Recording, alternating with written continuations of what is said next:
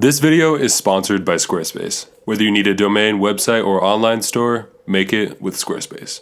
What is going on, everyone? Welcome to a new YouTube video. Today we're going to be talking about this, specifically editing. Editing on mobile devices, I think, is something that a lot of people kind of just look past. I think a lot of people think that you really need a really fancy computer and a program like Lightroom or Photoshop to do like crazy intensive edits, when a lot of the time you can really just edit a simple photo on your mobile device. And I think, for me, all of my Instagram stories, so if any of you follow me over on Instagram, you'll see that most of my Instagram stories are just iPhone photos, but I actually edit most of those photos on my iPhone. So I want to show you guys, I want to walk you through a process of how I normally edit my photos on my phone, what apps I use, why, what filters I use, why I use those. I'm going to walk you through the different steps of, the actual editing process that I do here on my iPhone. I have an iPhone XS. You don't have to have an iPhone XS for this video to make sense to you. I know a ton of you have Androids, whatever it may be. Most of these apps, I'm not saying all of them, but most of them will be available over on Android as well. So make sure to grab these apps, kind of follow along with me, and let's get into it. I'm going to show you guys how I edit. Okay, so there are three apps that I mainly use on my iPhone to edit. The first of them is VSCO. I just really love VSCO's UI design, and I think their filters are amazing, as well as just the overall tools that they allow, they give you to edit. I think is by far and large the best on iOS, in my opinion. And I really love how simple it is to process an image. It doesn't take much to make your image look that much better, just with a few taps in VSCO. So I'm going to show you guys kind of my process walking through VSCO here. First things first, let's edit this photo right here from Peru. So the cool thing is you can select right here for this photo. I'm going to pull up all these different filters and they all look nice, which is kind of cool. So right off the bat, if you don't know anything about photo editing, you can just select for this photo and you're good to go. Personally, I have these favorites right here. These are my favorite filters in the app that I personally use. And I kind of cycle through these first 5 or so. This one looks pretty nice, Fuji Pro 800Z. So first things first, you can go in and add things like character, which gives it a little bit more, it makes the blacks a bit darker and all that fun stuff. It just makes the rock a little bit more defined, all that fun stuff. I don't usually mess around with that too much, but what I am going to do is make this photo a bit warmer because there's a lot of blues going on. You can also adjust the strength. We'll probably bring that down to about a 10 is usually the sweet spot for me. Perfect, just like that. And then next we can go into our kind of adjustments category. I'm gonna be adjusting the exposure. And the thing that I love about VSCO is no matter how much you go up or down with the exposure slider, and this kind of goes for any slider within VSCO, it allows you to make nice adjustments, and it doesn't blow out the photo or wreck the photo completely. Even at full brightness here, you still are retaining all of the details and the shadows and the highlights, even though it is severely overexposed. They just did a really good job with all these sliders, allowing you to be able to edit your photo no matter what settings you decide. It's going to not crush the photo like other apps would. So we're going to bring up the exposure just a little bit here. I do want this to be kind of nice and light and airy. We're going to be adding a little bit of contrast here, just because I want those rocks to be nice and defined. I'm also going to be adding a tad bit of sharpness. I usually like adding sharpness like this after the fact, usually just 1 or 2, if that. Like so. Then we're going to go in here and add a tiny bit of saturation actually as well, just a tiny bit. But the cool thing is now the new version of VSCO has HSL, which I think is pretty cool. So this allows you to selectively adjust certain colors in your photo. For me, we're going to be adjusting the lightness of the blues because I want to be able to see that sky, like so. And then you can also, I'm going to up the saturation just a little bit too because I really want those blues to pop. And you can adjust all the different colors right here, which I think is just really cool. You can adjust things like skin tone, vignetting, white balance, highlights, and shadows.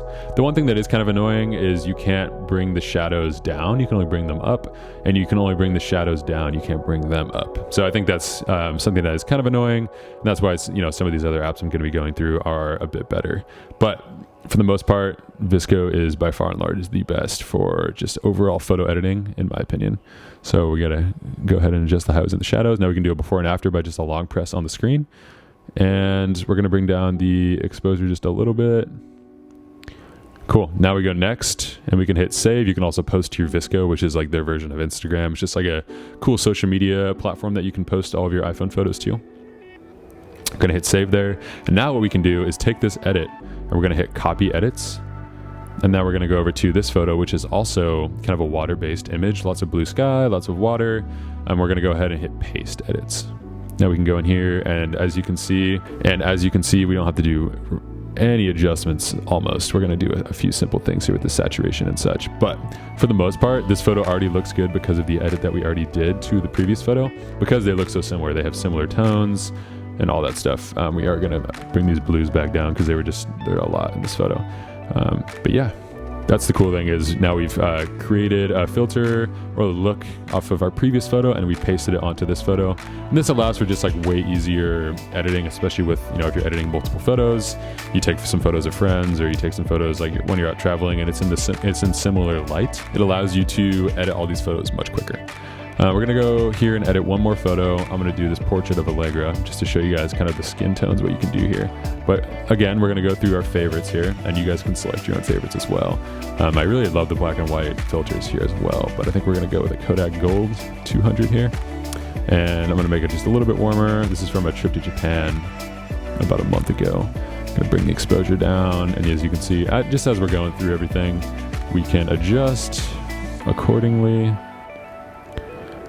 And this is where it's pretty cool, because I think the skin tone editor in this app is really accurate. So if we go zoom in on Allegra's face just a little bit, and you can see the skin tones really kind of come to life, and you can really just, kind of fine tune them, which I think is awesome, especially on an iPhone app. And the ability to do this in a simple app such as VSCO, just with a quick swipe to the left or to the right, and you can just kind of fine tune it. I think that's like really where this app stands out. So I think they're just so nice and natural compared to a lot of the other apps, and it really allows for a quick photo edit. So we're gonna go in here and just kind of adjust the white balance. I'm also gonna do some HSL selective adjustments.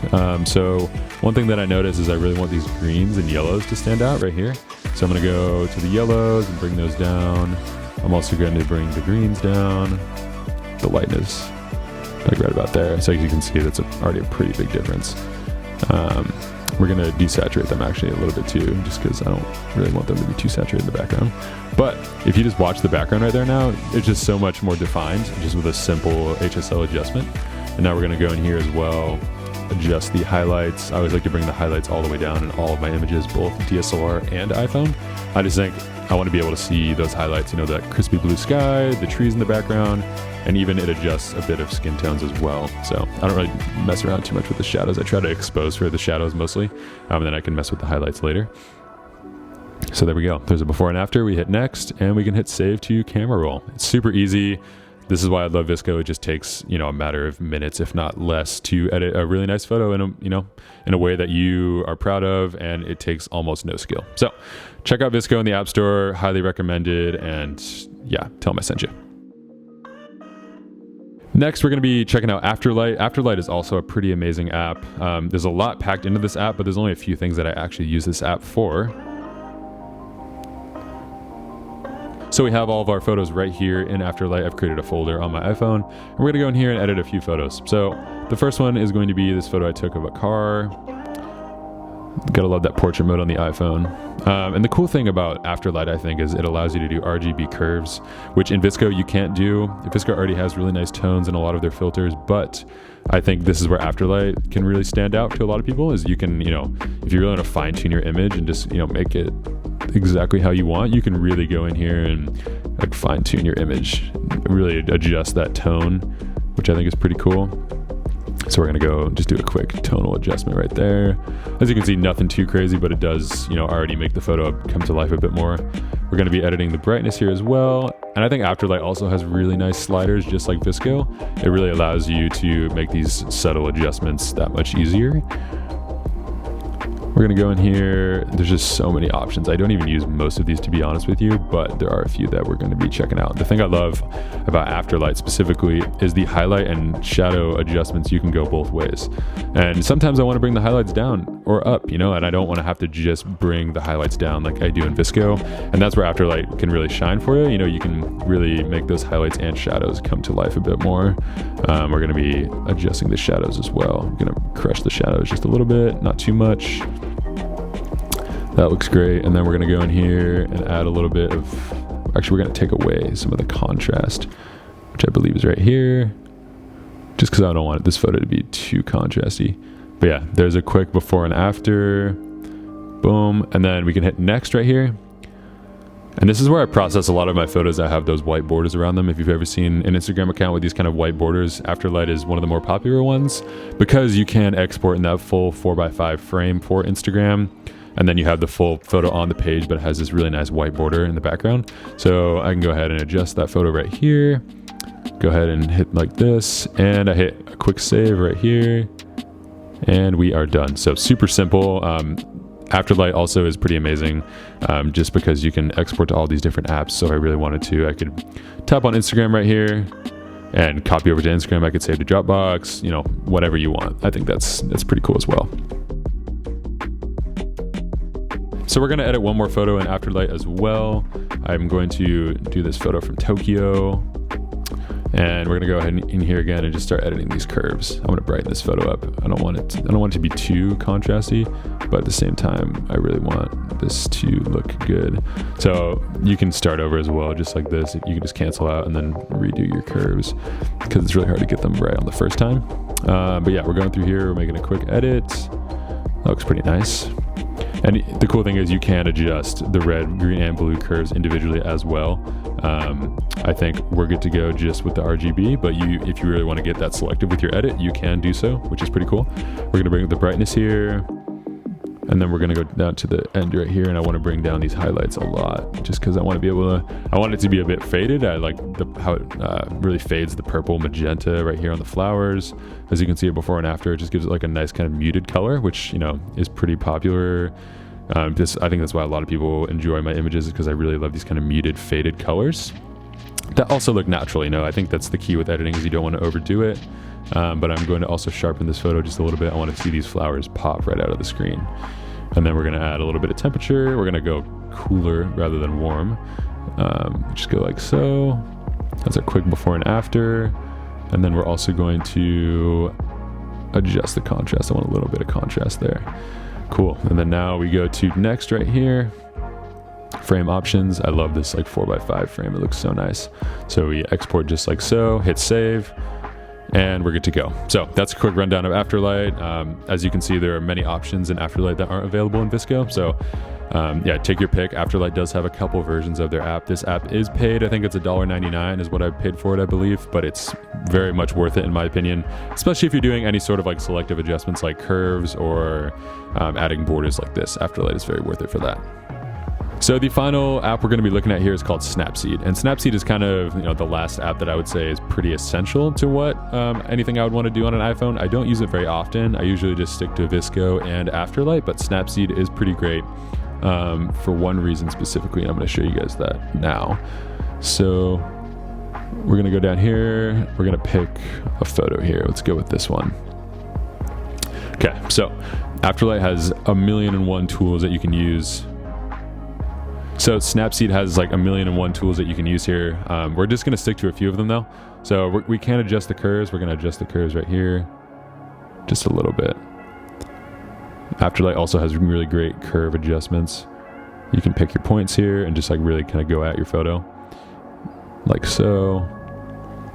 Quick before and after. So the one thing that really I think separates Snapseed from everything else is the ability to selective adjust. For those who use Lightroom to edit, you'll really appreciate this. So essentially you can select a part of your photo and you can drag with 2 fingers. So for example, I'm going to be highlighting this rock right here.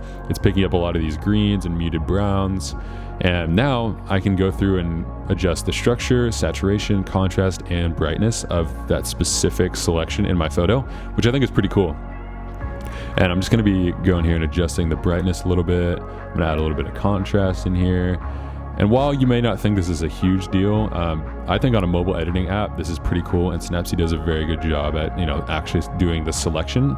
You know, I can do it all the way out like this, or I can bring it down to a very, very, very small selection. And that's where I think it's really cool, is Snapseed has done a very good job of kind of figuring out what you're actually trying to select and being able to adjust that accordingly.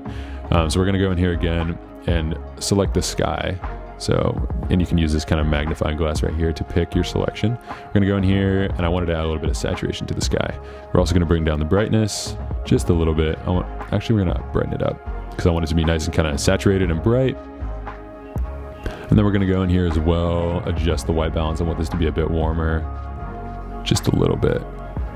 Go like that. And then finally, we're going to adjust our contrast just a little bit. So there's 0, there's 100. And this is a tonal contrast, which is pretty nice. So it's really just adjusting those blacks and whites, which create the tone in the image. So we're gonna go like this and just adjust kind of to our liking. But yeah, as you can see, these selective adjustments in both the sky and like kind of the ridge line right here, that's really where Snapseed excels, is it allows you to edit, certain parts of your image that you may not have been able to edit otherwise. If there's a super saturated part or a super bright part of your image, you can most likely fix that in Snapseed, which is pretty awesome. And now what we can do is we can export here. And the cool thing about Snapseed is it allows you to save the photo as like an extra copy of the original file, or you can overwrite the original file, and this is now your new original file on your phone, which I think is pretty cool. I haven't really seen that in any other app before. But yeah, we're just gonna save this as a copy for now. And then just like that, it's saved to our phone. Okay, so that about concludes today's video. Hopefully you guys enjoyed that. I did, as you can see, edit all the rest of the photos. I'll put those on the screen right now for you guys to check out. I didn't really want to put you guys through 45 minutes of me editing on my phone. That's not exciting for anyone. I tend to be a bit slower when I'm being filmed on camera, so I just went ahead and edited all the other photos as well. But hopefully that kind of gave you guys insight into which apps I use and kind of why I use them, the different use cases I use for different photos and different apps and all that stuff. The links will be down in the description for all the apps that I used for this video. But yeah, hopefully you guys enjoyed that one. Really enjoyed kind of making this video. Definitely some more kind of editing tutorials coming in the future. We want to do one on color grading, video, as well as kind of making your own LUTs and all that stuff. And secondly, kind of touching up film photographs, because I do edit my film photographs to an extent. I definitely touch them up, highlights, shadow adjustments, all that fun stuff. But nonetheless, those will be coming shortly. Thanks so much for watching, and we'll see you guys in the next one. Thanks again to our sponsor, which is Squarespace, for sponsoring today's episode. If you are looking to create a custom website from scratch without all the coding and hassles that come with it, Squarespace is by far the best option out there to make a beautiful website. They have easy-to-use templates which make creating a beautiful theme that much easier, 24/7 customer support for all of your questions, and tons of customizable options to really make your website stand out. If you're interested in trying out Squarespace for yourself, go to squarespace.com/Samuel Elkins to get 10% off your first website or domain purchase. Thank you so much for watching, and we'll see you guys in the next one.